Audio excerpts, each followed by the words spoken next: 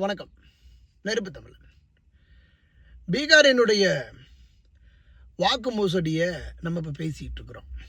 பீகாரில் மட்டுமாங்க மோசடி நடந்திருக்கு. கர்நாடகாவில் 12,000 போலி வாக்குகள் பதிவு செய்யப்பட்டிருக்கு.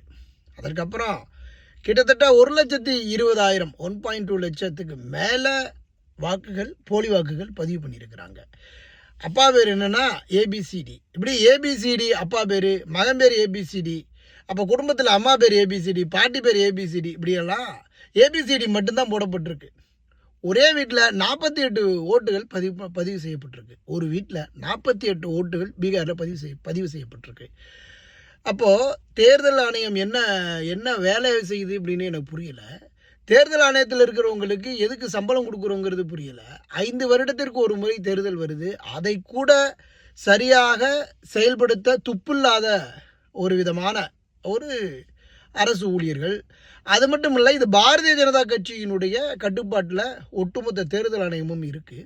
இப்படி செயல்பட்டு கொண்டிருக்கக்கூடிய இந்த ஒரு விடயம் என்பது, எதுக்கடா ஓட்டு போடுறீங்க, ஓட்டே தேவையில்லை, அவனுங்களே பார்த்து ஏதோ பண்ணிட்டு போயிடுறானுங்க, அவன் கை காட்டுறவன் மீன் பிடிக்க மாயில் போயிட்டு துண்டு ஆட்டினோன்னு அவன் மீன் பிடிக்கிறங்கிற மாதிரி இவங்க இங்கே உட்காந்துக்கிட்டு பாரத் மாதா கி ஜெய் அப்படின்னு சொன்ன உடனே அவனே ஓட்டை போட்டுக்கிட்டு அவனே வெற்றி பெற்று போயிடுவான் போல. இந்த விடயம் உண்மையில் பெரிய ஒரு அதிர்ச்சி ஏற்படுத்துதுன்னு நீங்கள் சொல்லலாம். இந்திய எம்பசின்னு இந்த உலக நாடுகள் முழுவதும் இருக்குது தெரியுமா? இவங்கள மாதிரி ஒரு 1ஆம் நம்பர் டுபாக்கூர் எவனும் கிடையாது.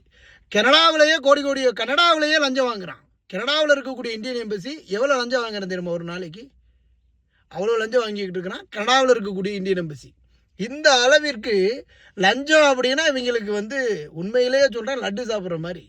அந்த அளவிற்கு இன்னைக்கு இந்திய அரசாங்கம் இருக்குது. இதில் நம்ம மோடிஜி மட்டும் அதில் ஒன்றும் பெரிய புனிதர்லாம் கிடையாது.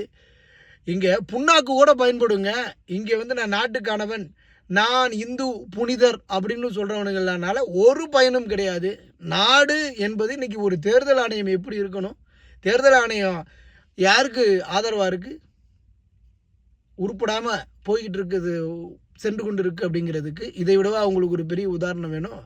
இனிமேல் வடக்கே வாக்கு செலுத்தணும் அப்படின்னா அவன் ஏபிசிடியை போட்டுக்கிட்டு பல்வேறு விதமான அயோக்கியத்தனங்களை பண்ணிக்கிட்டு இருக்கிறானுங்க.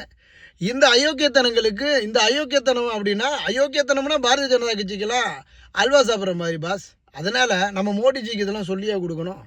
நம்ம ஜியே பெரிய ஜி தான், டானுக்கு டானு. அதனால் தேர்தல் ஆணையம் என்பது இந்தியாவை பொறுத்த வரைக்கும் ஒரு ஏஜெண்ட்டு, ஒரு புரோக்கர் வேலை செய்கிறது கூட பயனில்லாத ஒரு தேர்தல் ஆணையம் தான்.